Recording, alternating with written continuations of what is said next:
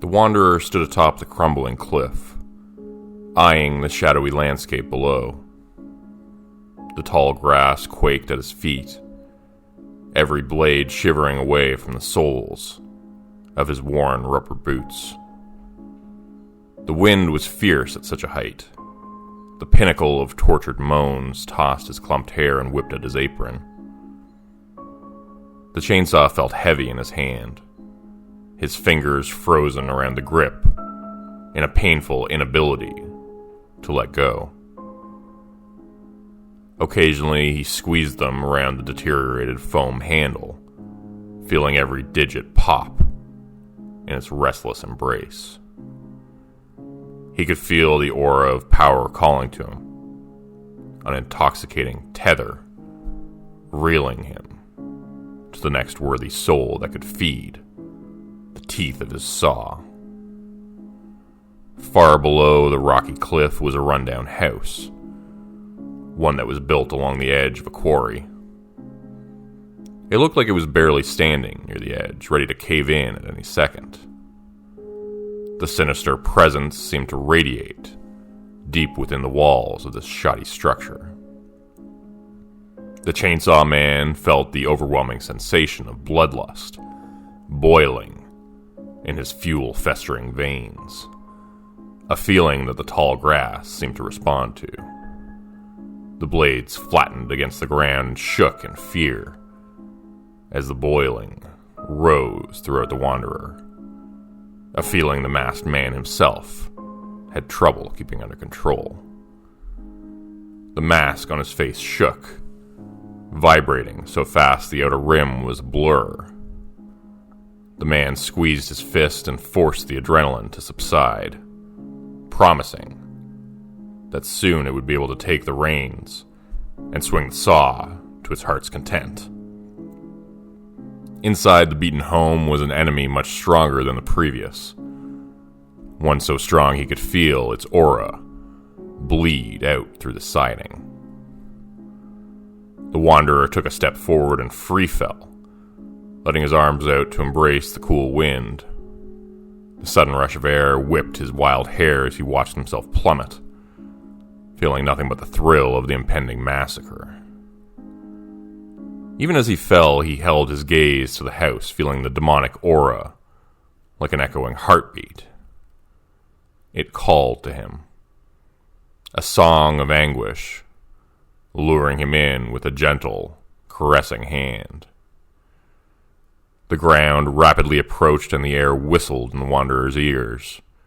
Holding his lusting stare, he positioned his feet at the last second, his boots meeting the earth so hard the ground shook in protest. The bones in his legs shifted, a temporary inconvenience that would sort itself out before he even made it to the front porch of the gloomy destination. There was a sort of gravel driveway leading to the building, thousands of human teeth crunching under his boots where gravel would be appropriate. There were no roads connecting to the driveway, only the rocky wall in which the wanderer had just descended. It was almost like it was paved there just for him. The crackling mixture of molars and canines shifted under the weight of each step. The grinding sound was pleasant to him. It would have taken hundreds of victims to make such a thing, and the power of the individual responsible would be something worth seeing. The wind sang across the valley, wind that seemed to come from the direction of the rundown house. The wanderer marched up the drive, the crunching teeth getting louder the closer he got to the porch. There were glinting beads watching him from under the step, two little glassy eyes shining in the darkness behind the steps. The wanderer continued his pace and watched the eyes without the faintest feeling of interest. Each step closer showed more of its appearance, cheeks and ears becoming visible, until the entire face revealed itself. It was the head of a child, only a few years old. It looked to be floating in place, holding itself up with thin, jellyfish-like tentacles. Its mouth was open blankly, and its eyes tracked the wanderer as he drew close. He stopped and watched the face silently, feeling a trickle of power seep from under the shadows of the porch. The floating head looked like it wanted to say something, but the only sound to escape its lips was a repetitive gasp. Other orbs began to materialize around the child's head, little specks of neon, pink, blinking to life in sets. 2, then 4, a dozen, 2 dozen. The sense of power grew as the orbs surrounded the floating head. Then, in an instant, the head was gone. Hundreds of pointed teeth snapped down and devoured it, suddenly turning it into digestible pieces. The many eyes drew closer, followed by the skittering body of an oily spider abomination. It had too many legs to count, and they twitched in all directions, each appendage barbed like a scorpion's stinger. It hissed defiantly as if to warn the wanderer to back off. The wanderer simply stared at the arachnid hybrid, even as it revealed 2 crab-like pincers dripping with poison.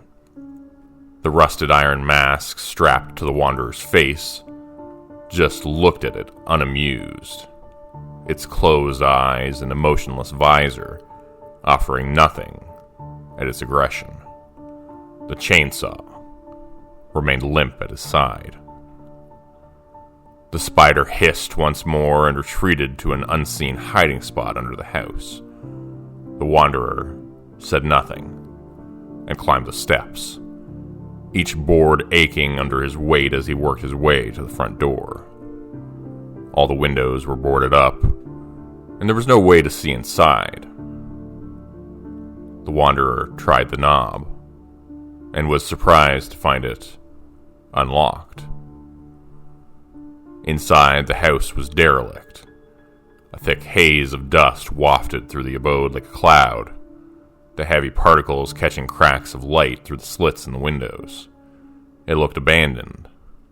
Plain living room furnishings staged and unused like a forgotten movie set. Old rags and illegible newspapers littered the floor, along with random, discarded trash. The garbage itself didn't make any sense, like it was someone's inclination of what garbage should look like. At first glance, it looked like nobody was home. The wanderer took a step in and panned his head across the room. His body was stiff, in need of a kill, and the effort it would require from his body. Stagnant veins begged for stimulation, and the rusted blade felt empty in his hand. He moved through the house autonomously, determined to find the reason he was drawn here. There would be sufficient sustenance here. He wouldn't settle for otherwise. In the living room there was nothing. When the empty kitchen failed him as well, he took down the hall to the bathroom, which produced only a heavily stained mattress and more boarded windows. The wanderer looked around slowly, trying to pinpoint the heart of what had called him here. Outside, the wind assaulted the house, whistling cool air, fighting its way through the siding to produce a draft. The air howled its tortured groan, the same tune the wanderer had heard hundreds of times on his possessed search for challenge. But still he craned his head. There was something off about this particular tune, an additional pain that sounded too close to him to be part of the chorus.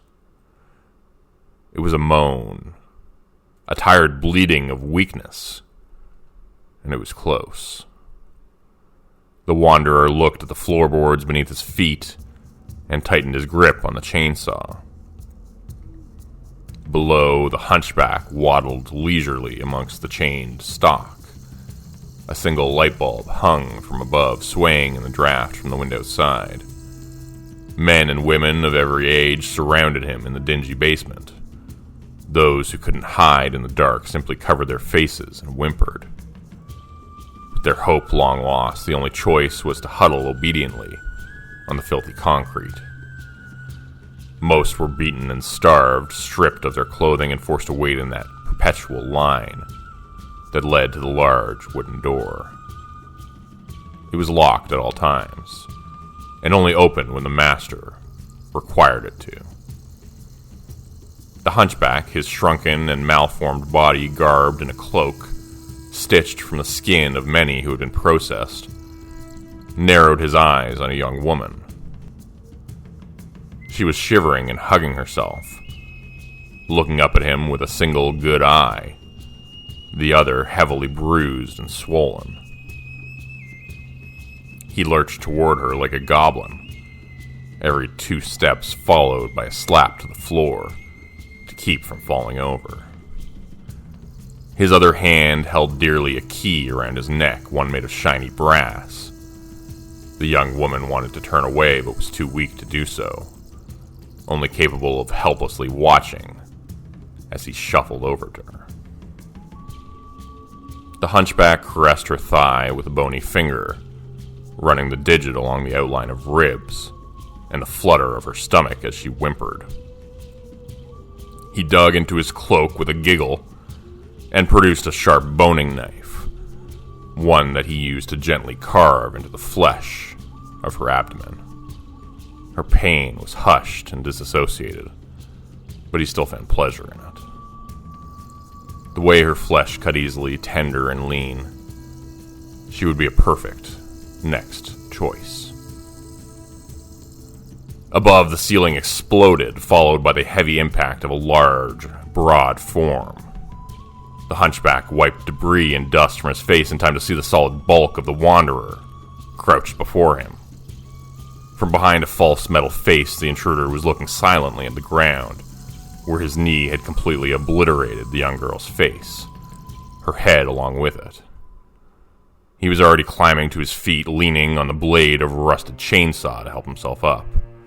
His joints cracked as he stood tall, and the other cattle shrugged away from him, clawing and thrashing at each other to hide in the dark. Flustered and angry, the hunchback shouted at him, incoherent syllables meant for an insult falling on deaf ears. The Wanderer shrugged him off and looked at the large wooden door, the master's room. There was no way he'd be allowed such entry. It was forbidden.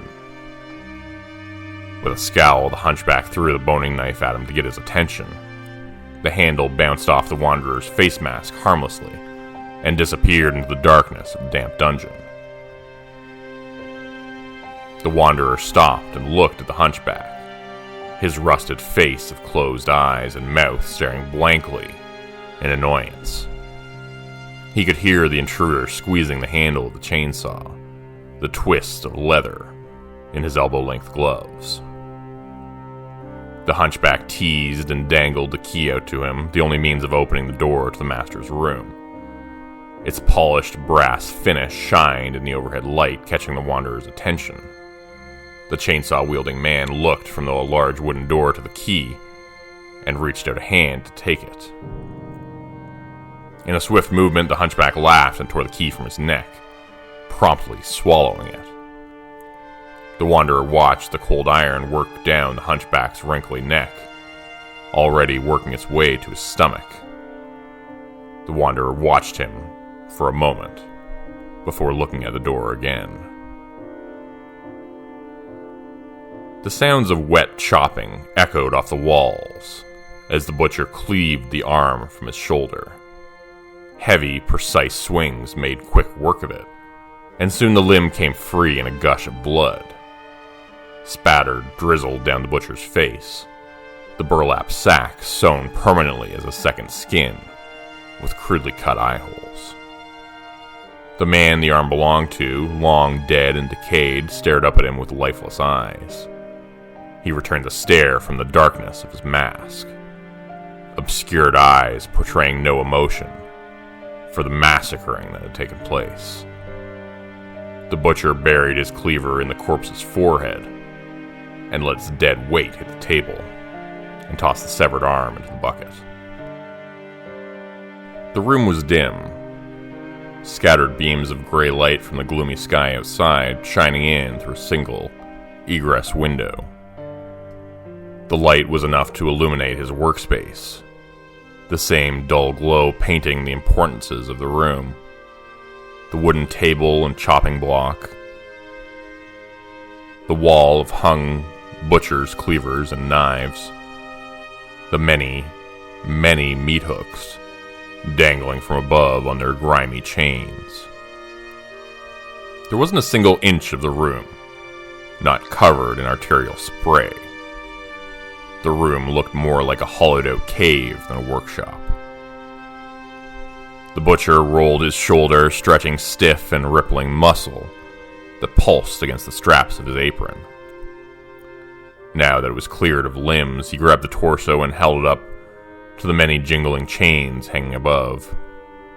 Links and hooks sticky with blood and gore, all stemming from a grand spiderweb of them, several feet above. With practiced delicacy, he pierced the torso and let it hang, taking pride as it joined the sway of the dozens before it. He admired his work, each victim dismembered uniquely, to be on display with their special hook. On the other side of the door, the butcher heard a ruckus. One of the cattle must have gotten out of line. He paid it no mind, pulling the cleaver free from the freshly hanging torso and returning it to the wall. He looked over the blades, each dull and caked in blood, but still worthy enough of use. Behind him, something slammed against the large wooden door. The force was enough to rattle the hinges, kicking up dust in the dimly lit room. A cry from the hunchback rang loud, a sound most curious in the redundant routine he was accustomed to. He felt his blood boil at the disturbance, unseen eyes immediately searching for the right tool to deliver punishment.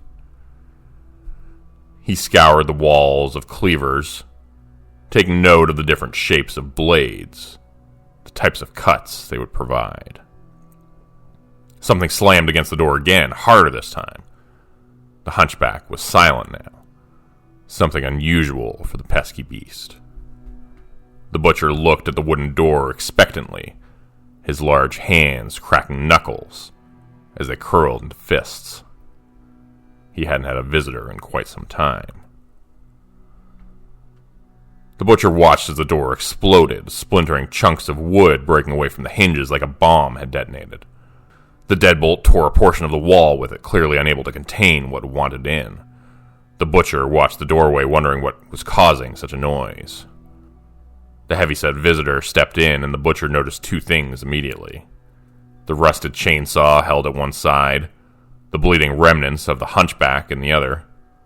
Holding him by his caved skull, the visitor tossed the body of the hunchback at the butcher's feet, before looking up expectantly through a metal mask. The wanderer had found his adversary. He was bigger than expected, nearly 7 feet of stacked muscle, held back by an apron quite like his own, his face hidden by a burlap sack. His legs were the size of telephone poles, the stretch of canvas pants barely containing his bulk.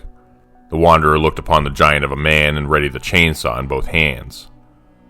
Behind him, the many prisoners fought to escape from the hole in the ceiling, frantically climbing over each other in hopes for a better life. The butcher looked at the body of the hunchback, his face caved to a pulp, like a broken pumpkin. His only form of mourning was a labored exhale, before immediately turning to the wall of cleavers to his right. He reached up with both colossal arms and selected a cleaver from the very top, one with a foot-wide blade and a handle to accommodate its size. The butcher returned with his weapon of choice, brandishing it with a flex of his forearms. The pull of a ripcord, the scream of the saw. The wanderer's blade roared to life, thick black smoke erupting from the machine as he bellowed a battle cry. With abnormal speed, he crossed the room with a leap, swinging down vertically with his weight behind it. The butcher raised his cleaver in defense, a flurry of sparks grinding off his blade as the teeth bit angrily. He held the cleaver firm, pushing against the momentum of the wanderer as he bounced back from his assault. Veins ran taut in his arms as he steadied the cleaver, face to face with the metal mask that invaded his home. Muscles flexed as he thwarted his strike, and the wanderer immediately came down with another. As the chainsaw's blade blurred inches from his burlap sack, the butcher sidestepped and grabbed the wanderer by the back of the neck and slammed him into the table. The surface erupted into broken lumber as the wanderer crashed into the floor, the impact jarring his limbs as he was met with solid concrete. Before he could toss the rubble off of him, the wanderer looked to see the heavy weight of the butcher's boot immediately following his head. He rolled to the side, barely missing the stomp, and a spiderweb of cracks formed where his skull had been. The wanderer slashed upward with the chainsaw as he climbed to his feet, knocking the cleaver away before coming down once more. The butcher was surprisingly fast for his size, bobbing and weaving away from the screaming blade before retaliating with his own. Sparks flew and every clash lit up the room, and the scent of black smoke mixed with the rot and decay in the room. The wanderer swung wildly, a maniacal cry growing behind the mask with every deflected strike. In between slashes, the wanderer connected a solid backhand, one the butcher shrugged off like it was nothing. He raised the large cleaver and brought it down harder, forcing the wanderer to take a knee and brace against it. Even as the wanderer folded under the strength of the butcher, he relished in the sickly, sweet taste of the power he held, one that seemed to grow the longer the fight went on. It radiated off of him like a bloody fog. The wanderer braced for the next slash, only to feel the unexpected grasp of the butcher, grabbing him by his throat. The headbutt he received was hard enough to shake the house. The wanderer felt the metal mask crush everything behind it, shattering his nose and blacking both of his eyes. Before he could recover, the uppercut that followed hit harder, sending him sprawling across the floor like he'd been hit by a truck. He rolled to a stop next to the deceased hunchback, still clutching the rumbling saw. Blood pooled from behind the mask, trickling onto the concrete as he picked himself off the ground. The wanderer's rusted false face started to vibrate intensely, the edges of metal falling out of focus as it shook. He looked to see the butcher momentarily flex to taunt him, massive shoulders popping as he squeezed the cleaver's handle.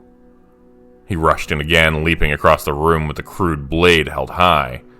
He brought it down with a shout, watching the blade separate flesh and guts in a powerful sweep. The damage was overwhelming. So distracting, the butcher didn't realize he had cleaved the body of the hunchback down the middle. Lurching through the entrails of the human shield, the wanderer wrapped his arms around the waist of the butcher and suplexed him with inhuman speed. The concrete floor burst under the combined weight, the shoulders and head of the butcher smashing chunks into powder as his neck broke sideways. As the butcher thrashed weakly, the wanderer elbowed him in the temple, sending him sprawling awkwardly. The wanderer grunted and snaked his arms around his legs and twisted his body, pulling his heavy opponent to a spinning lift. The butcher clawed through the rubble as he was swung into motion, whipping through the air like a pendulum. After 3 rotations of movement, the wanderer let him fly, and the butcher catapulted into the wall of cleavers like a missile. Bones and concrete alike shattered as his body caved in the wall, blades of every size raining down and clattering to the floor. The wanderer dashed forward instantly, the chainsaw screaming as he brought it down on the butcher's shoulder, cutting diagonally as his head lolled. The jagged teeth ate greedily, buzzing through flesh and bone until it tasted intestine. The wanderer stared into the burlap sack, which frothed red through the fabric. The butcher parted down the middle, peeling apart in a spray that coated the entire room. The engine gorged on the fluid, chugging along as the plume of smoke exhaled like a freight train. The Wanderer's hands jolted as the saw jammed, sputtering to a stop as the teeth bit into the butcher's pelvis. Flayed almost in two, the hulking butcher went limp, his head resting against the broken wall. The Wanderer wheezed behind the mask, each breath heaving through bubbling blood as he admired his work, and the devastation caused by his oil-burning companion. Relishing in his victory, he placed a boot on his enemy's chest and started to pull the blade free. An explosion of energy erupted from the butcher's body, and a burst of hot air hit the Wanderer like a wall. The limp butcher's hand sprang to life, one grabbing the Wanderer by the hair, while the other drove a meat hook under his chin. The hook punctured until it stuck into the inside of the metal mask, and as his vision suddenly clouded, he felt the tight wrap of a chain around his neck. With an angry pull of the chain, the Wanderer was lifted off the ground, kicking his feet as each consecutive pull brought him closer to the ceiling.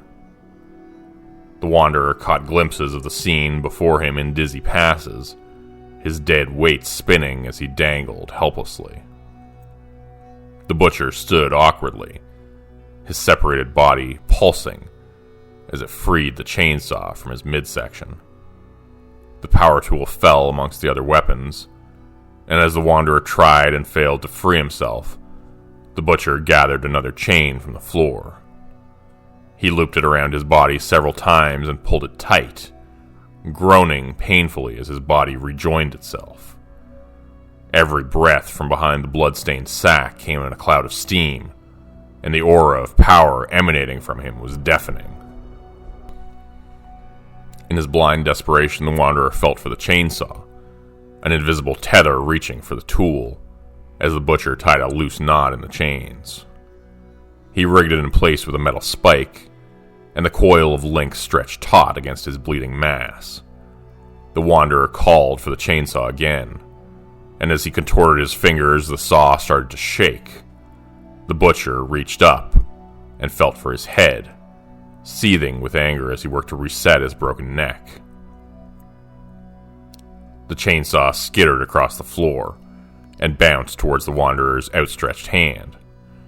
Hanging helplessly, he pulled on the ripcord until it sputtered to life, and held it up to saw at the chains constricting him.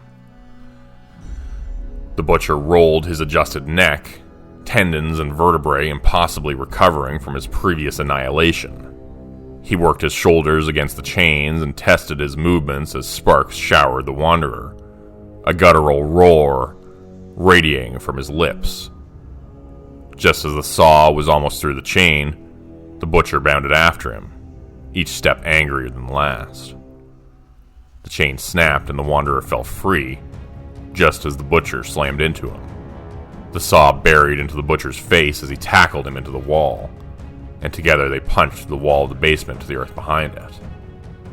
In a rush of flailing limbs, they burst through the side of the quarry, exchanging blows as they tumbled over layers of steep rock. The gloomy wind tossed at their clothes and blood painted the air, each punch and chainsaw slash sending a spatter to a growing avalanche. The butcher threw jabs and hooks with every topple, and the chainsaw nicked at his chains and scored his flesh. Even with the hook still stuck in his jaw, the Wanderer fought back ruthlessly, rending in weak spots until the momentum was too much to work the saw. The butcher wrapped both hands around his throat, shoving the meat hook further as the Wanderer dug a thumb in his eye.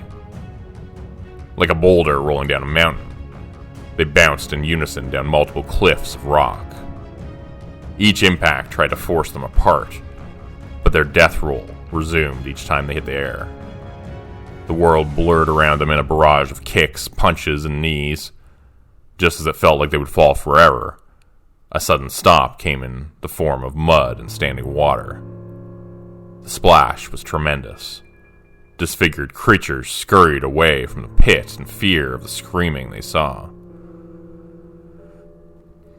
The butcher was up in an instant, mounting the submersed wanderer and pummeling with such rage he didn't even stop as the chainsaw bit into his stomach.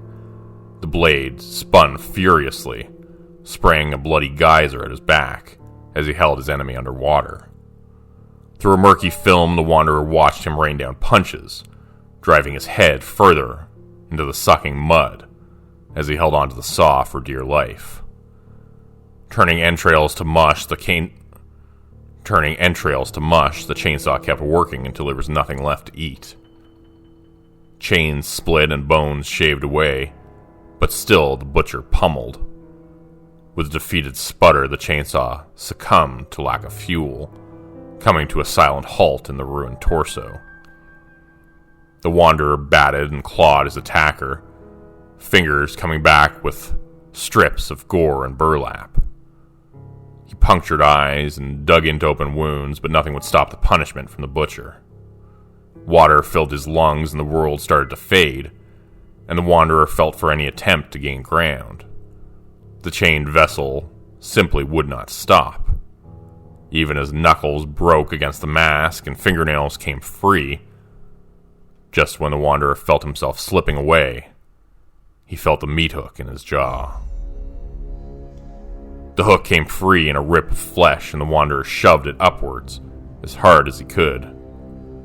As the hook pierced through the butcher's eye socket, he felt a brief pause in this brutal beating. A second was all it took. In the flash of an eye, the wanderer warmed out from underneath the crushing weight of the butcher and wrapped the hook's chain around his neck, just as he did moments ago. He pulled the chain taut and hurtled over the confused butcher, pulling the chain hard with both hands. He tried to fight it, but the hook ripped violently, making his body obey with every tug.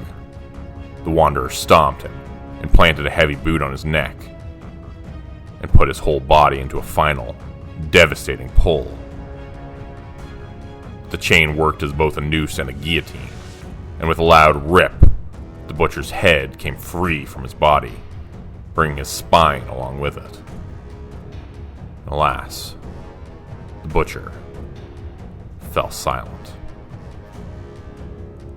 The wanderer stood victorious, letting the beheading chain fall with a splash. Thunder rumbled in the sky, and a crackle of lightning forked across the sky.